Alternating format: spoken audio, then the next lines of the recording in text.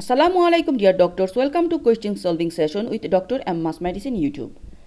Today's question give us 10 diagnoses. These are allergic rhinitis, asthma, bilateral vocal cord paralysis, epiglottitis, laryngotracheomalacia, mycoplasma pneumonia infection, subglottic hemangioma, subglottic stenosis, vascular ring and viral CROUP. Now I am reading the question. A 3-year-old girl presents with short history of respiratory distress and stridor associated with cough and blocked nose.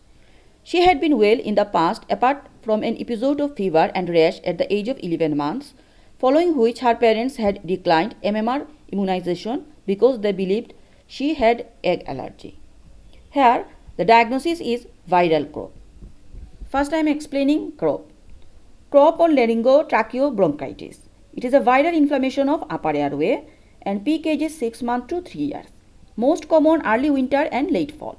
Etiology virus, parainfluenza types 1 and 2 and 3 most of the cases.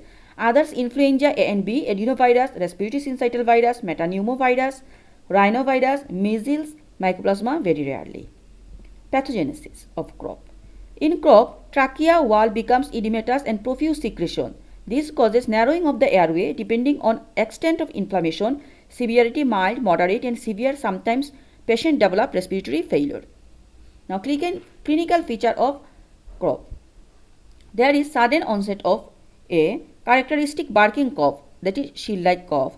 B. Inspiratory stridor, sore throat, runny nose. C. Hoarseness of voice. D. Respiratory distress. E. Suprasternal recession. F. Cyanosis, maybe. G. Mild to moderate fever, symptom resolved after 3 days. X-ray finding of CROUP. There is stipple sign, narrowing of air column at trachea. CBC is insignificant. Treatment options of CROUP. Mainly supportive.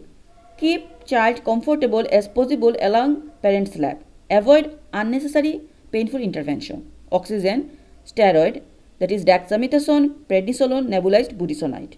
Adrenaline given through nebulizer. Antibiotic not needed if secondary bacterial infection. Tracheostomy refractory cases. This is all about CROUP. Now I am differentiate main differential diagnosis of CROUP, that is epiglottitis. Epiglottitis mainly bacterial and patient is toxic, but CROUP is viral. In epiglottitis there is high grade fever present, but CROUP low grade fever. Epiglottitis drooling present and CROUP drooling is absent. In epiglottitis X-ray neck sign there is thumb sign and CROUP stipple sign. Treatment option of epiglottitis is antibiotics, ceftriaxone and anesthetic is needed for intubation. But in CROUP there is steroid and adrenaline nebulization. Now I am explaining what type of question you are expecting and the important points.